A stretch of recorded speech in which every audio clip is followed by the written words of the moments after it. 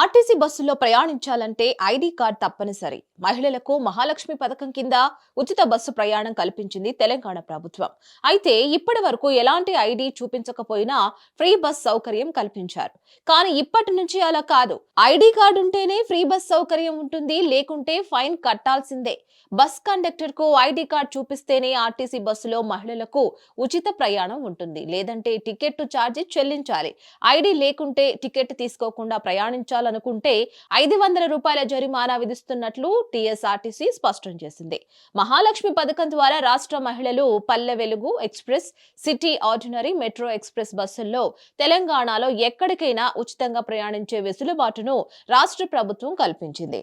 ఈ మహాలక్ష్మి పథకం అనేది డిసెంబర్ 9న ప్రారంభం కాగా ఆర్టీసీ శుక్రవారం నుంచి మహిళలకు జీరో టికెట్లను జారీ చేసి ఐడీ కార్డును తప్పనిసరి చేసింది. తొలి రోజు వెసులుబాటు కల్పించగా శనివారం నుంచి చర్యలు తీసుకుంటున్నారు. స్థానికత ధృవీకరణ కోసం గుర్తింపు కార్డును కండక్టర్లకు చూపాలని ఆర్టీసీ ఎండీ సజ్జనార్ కోరారు. Aadhaar, voter ID, driving license, PAN కార్డుల్లో ఏదో ఒకటి చూపితేనే జీరో టికెట్లు జారీ చేస్తారని పేర్కొన్నారు. మరిన్ని అప్డేట్స్ కోసం చూస్తూనే ఉండండి హిట్ టీవీ.